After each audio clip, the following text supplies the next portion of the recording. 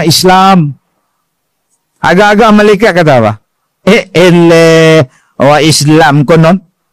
Dengan orang sebelah rumah pun tak cakap. Orang Islam konon. Satu masjid pun tak nak bersalam. Orang Islam konon. Kenuri pun tak panggil orang. Konon. Sakit dia pun kamu tak ziarah. Konon. Bila dia dapat musibah, kamu cakap padan muka.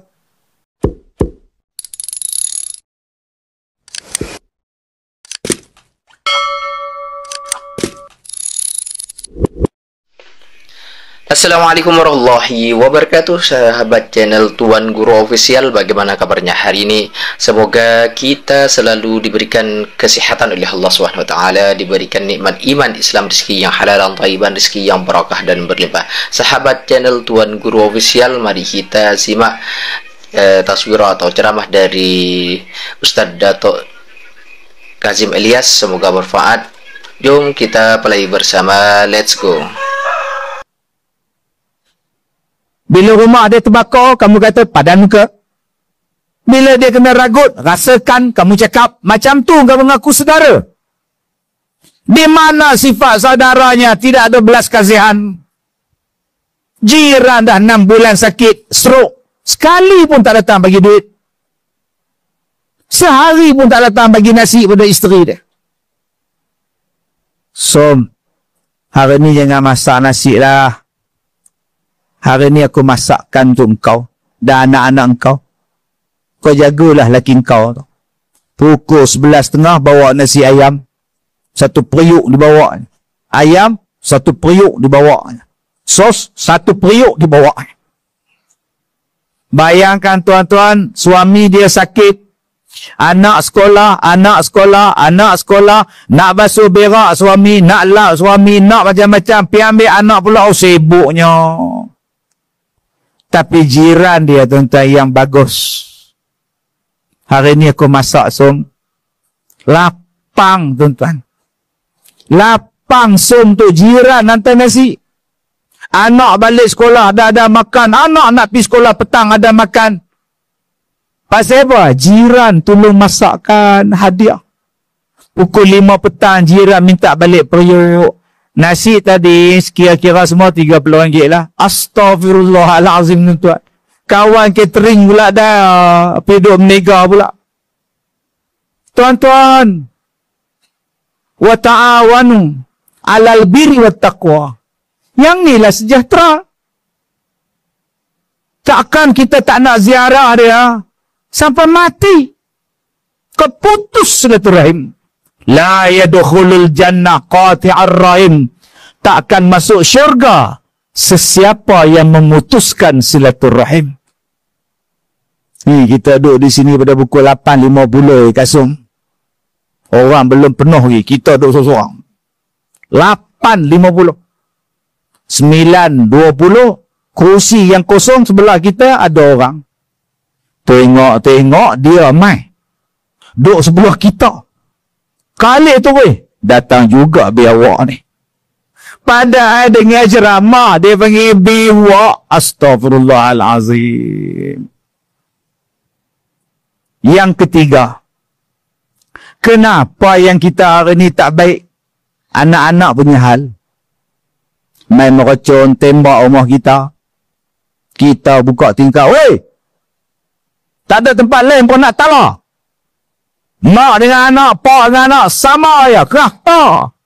Pak belah nak pun keluar. Hang kira kepala hang ya. Pasal mercun. Pasal apa? Anak dia naik motor.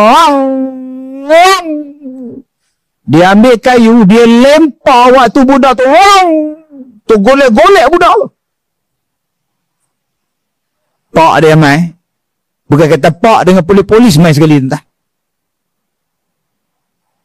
Gaduh pasal apa? Yang ni tak jadi sejahtera. Sebab tu tuan-tuan, sebelum orang marah anak kita, baik kita marah lo. Sebelum orang lain jentik telinga anak kita jentik lo. Sebelum orang lain tegur anak kita tegur dia dulu. Sebab kalau orang lain tegur, kita terasa. Kalau orang lain tegur, kita marah. Kalau orang lain tegur, kita tak suka. Kalau gitu, didik anak awak elok-elok. Ni, raya yang baru ni. Berapa ramai yang datang. Tak jadi seronok raya tu. Tetamu yang datang bawa budak-budak melompat atas kusyen. Kusyen pula baru sofa. Mama, seronok kusyen ni mama ada spring. Hai, duk elok-elok. Budak siap. Yang kawan tu baru beli 2 hari, entah plastik pun tak buka. Terkenal spring ke kusyen tu. Hutang tak bayar. Punca. Saya, tuan-tuan, di rumah saya ada banyak kereta mainan. Saya ada beratus kereta, tuan-tuan. Beratus kereta mainan lah. Hai kecil-kecil tu. Kadang saya beli daripada luar. Kadang saya pergi berceramah, saya beli. Kadang saya pergi melancong, saya beli. Koleksi, tuan-tuan. Seronok. Seronok tengok kereta tu, sesuka. Kecil-kecil tak boleh nak beli. Tua-tua bangka ni beli. Dia boleh buka pintu. Dia boleh buka bonet. Steering dia kalau kita pula pun tak payah dia pusing. Seronoknya. Kadang-kadang saya menerak atas lantai rumah tu. Dia tengok dia berjalan kedai-kedai. Seronoknya. Besar-besar tu. Susah nak dapat. Datang hari raya. Mama. Nak kereta tu. Saya dah lagu ni. Nak kereta yang tu. Ustaz punya tak boleh. Budak ustaz. Dia nak kereta tu. Dalam hati saya kata, hang yang nak kan? Hang yang nak kan? Tapi kita jenis tak sayang harta dunia. Ambil. Sejak daripada situ, tuan-tuan, saya tak simpan dah kereta tu di rumah. Sibuk dalam lemari, dalam bilik tidur. Allahu Akbar, tuan-tuan. Ada yang saya suka, saya bagi. Ada 2-3 koleksi saya bagi. Nah, main kat rumah. Tapi jangan bagi rosak tau. Susah tak dapat ni. Tapi ada yang kita sayang sangat. Awak macam mana budak-budak nak kata apa.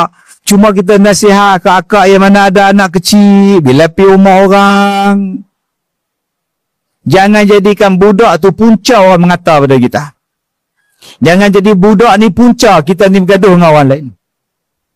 Kalau agak-agak anak kita ni nakal, kalau agak-agak anak kita ni tak boleh, tu saya bawa. Lagi selamat. Entah. Dan yang ketiga, kenapa yang kita bergaduh? Sebab tidak saling memaaf dan memohon maaf.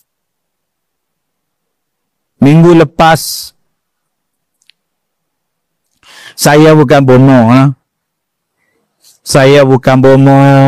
Saya bukan pengamal perubatan. Kak Nak, oi. Haji Dola, oi. Saya bukan bomo. Tapi orang yang datang jumpa saya minta doa, minta jampi macam-macam, berubat macam-macam lah. Tu saya tak nafi lah. Ada yang datang berubat naik bas. Satu YB. Satu YB di Melaka nu sewa satu bas, bawa pengundi dia yang sakit mai jumpa saya. Dengan bas saya jampi sekali tuan. Satu bas dia tahu baik tunggu YB ni. Sakit apa ustaz? Kanser. Satu bas turun. Begini sini tu. Udah macam zombie je lah begini. Tak larang tak. Allahu Akbar. Yang banyak saya buat rawatan sekarang kanser. Baru ni 2 bas datang. Macam-macam. Jadi saya tak mampu nak rawat seorang masa banyak. Entah. Buat ramai-ramai. Ada yang bila kita buat muntah. Ada yang bila kita baca ramai-ramai masuk hantu. Nilai. Wow! Seorang menjerit. Satu dewan menjerit. Entah. Yang ni pun takut juga. Tuan-tuan, ada yang minta jumpa saya secara personal. Saya kata saya sibuk. Nak dapat personal ni susah. Isteri saya pun saya tak jumpa. Tadi dia telefon. Mama kat mana? Kat highway. Balik pada Sungkai. Abang balik tak malam ni? Balik pun esok ada lagi. Bila abang balik? Khamis. Dia pun tak jumpa saya pun tak jumpa dia. Tiba-tiba tuan-tuan nak jumpa saya. Lagi dak tuan. Hak isteri pun tak jumpa. Masya Allah. Bila saya jumpa isteri Ustaz? Khamis dengan Jumaat. Saya Khamis di Ipoh, Jumaat di Pulau Pinang. Sabtu Melaka, Ahad Melaka. Negeri Sembilan. Tak balik pula dah, 4 hari pula. Sebab tu ada orang datang jumpa saya, ajak saya kahwin, saya tetap bayar kat now. Kan jumpa. Dah lah kok boleh dapat ilmu dengan ustaz, tumpang ilmu. Tak bayar. Nak dapat ilmu jadi anak murid saya, bukan jadi isteri. Jadi isteri jumpa pun tak. Umur dia 66. Beza 20 tahun dengan saya. Saya kata tak apalah kan nak jadi anak murid sudah lah. Sebab saya tua kan, ustaz tak nak kan. Doa, bukan pasal tua, doa. Tahu pasal tua kan ustaz. Angka je ustaz nombor tu ustaz. Saya boleh terima ustaz. Saya katalah hati saya memanglah kau boleh terima, aku tak boleh terima. Tapi kalau 26 insya-Allah lah. Kita ejah lah kat anak lah. Tapi saya bagi juga yang personal. Bagi. Kalau saya ada di Ipoh. Minggu lepas, seminggu saya cuti. Minggu lepas saya cuti seminggu. Tak pernah sejarah cuti. Sepatutnya minggu lepas, saya syuting filem. Berlakon kat Nap. Zim-Zim Al-Kazim. Saya berlakon sepatutnya. Tapi bukan filem tu. 3 hari sebelum syuting, dia yang telefon saya. Ustaz minta tangguh. Penerbit dia ada kat India. Tak boleh nak buat. Sudah. Jadi tak ada kerja apa. Alhamdulillah. Terima kasih. Ya Allah, kau bagi aku cuti. Dapatlah aku puasa 6. Direct sampai hari Sabtu. Dapatlah aku tengok di rumah. Tengoklah isteri saya. Tengok abang. Tapi ceramah abang lemah. Tengok muka abang. La ilaha illallah. Dia tanya kita pula. Abang tak ada ceramah lah. Dapatlah main cucu. Syukur. Satu hari waktu saya cuti tu ada satu Pak Ji tu datang. Saya masuk dalam bilik rawatan. Dia bangun. Terus dia peluk saya. Ustaz, mula-mula sekali saya nak minta maaf dekat Ustaz. Saya tanya, kenapa Tuan Haji? Saya banyak merata dekat Ustaz.